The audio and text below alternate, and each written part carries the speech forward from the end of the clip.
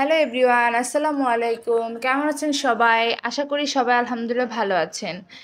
আজকে আমি আপনাদের সাথে আরেকটি নতুন রেসিপি শেয়ার করব। তো আজকে আমি যে রেসিপিটি শেয়ার করব এটা হচ্ছে পটলের ঝুরি ভাজি। চলুন তাহলে রেসিপিটি আপনাদের সাথে শেয়ার করা যাক। প্রথমে আমার মা পটলগুলোকে খুব সুন্দর করে একটু বড় ফালি দিয়ে কেটে নিয়েছে। তো কাটার শেষে আমরা এগুলোকে পানি দিয়ে খুব ভালোভাবে ধুয়ে পরিষ্কার করে নেব। দেখতেই তো পেলেন।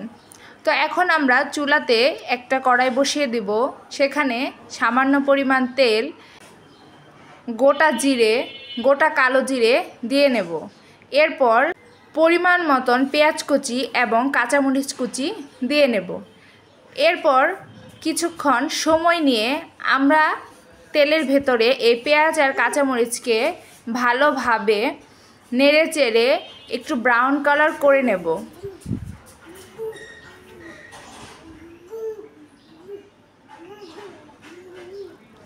যখন পেঁয়াজটা হালকা হালকা ব্রাউন কালার হয়ে আসবে তখন এখানে 1 চামচ পরিমাণ আদা রসুন বাটা দিয়ে নেব।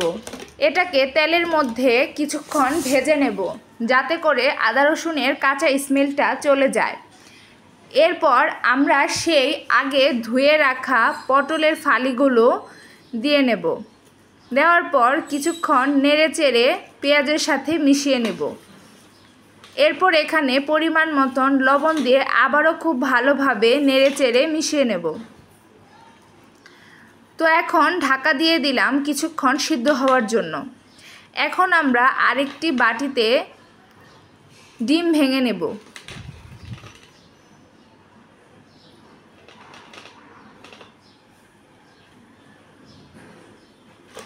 এখানে আমরা 2টো ডিম দিয়ে নিয়েছি।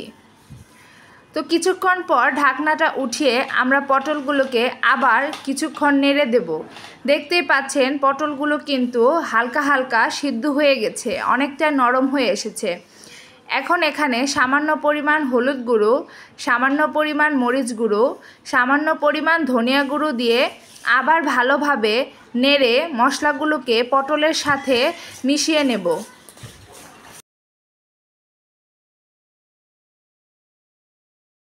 এখানে আমরা আবার কিছু গরম মশলা ফাঁকি দিয়ে নিয়েছি, আবারও খুব ভালোভাবে মিশিয়ে নিচ্ছি। তো মেশাতে মেশাতে আপনারা দেখতেই পাচ্ছেন পটলের কালারটা কত সুন্দর হয়ে এসেছে। এটা কিন্তু খেতেও বেশ মজা হয়েছিল। তো আরেকটি কথা বলে নিচ্ছি, যারা আমার চ্যানেলে নতুন এবং ভিডিওটা প্রথম দেখছেন প্লিজ ভিডিওটি দয়া করে সম্পূর্ণ দেখবেন এবং চ্যানেলটি সাবস্ক্রাইব করে পাশে থাকবেন। তো এখন আমরা এখানে সেই আগে থেকে ফেটিয়ে রাখা ডিমটাকে দিয়ে নেব। ডিমটাকে দেওয়ার পরে আমরা অনবরত খুন্তির সাহায্যে এটাকে নাড়তেই থাকব যাতে করে ডিমটা প্রত্যেকটা পটলের গায়ে খুব সুন্দরভাবে লেগে যায়। তো আমরা কিছুক্ষণ ঢাকা দিয়েও নিয়েছিলাম পটলটা যাতে ভালোভাবে সিদ্ধ হয়ে যায়।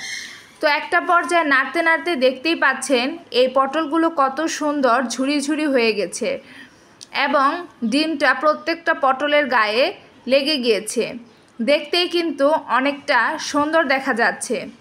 তো এভাবেই নাড়তে থাকবো। তো এই পর্যায়ে আমরা পটল ভাজিটা নামিয়ে ফেলবো, আমাদের রান্নাটা শেষ।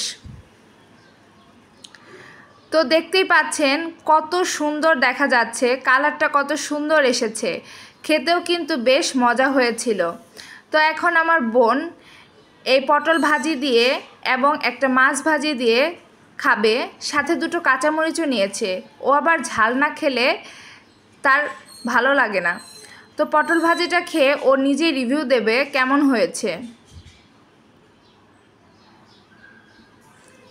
সে খাবারটা খেয়ে বলেছে অনেক ভালো হয়েছে।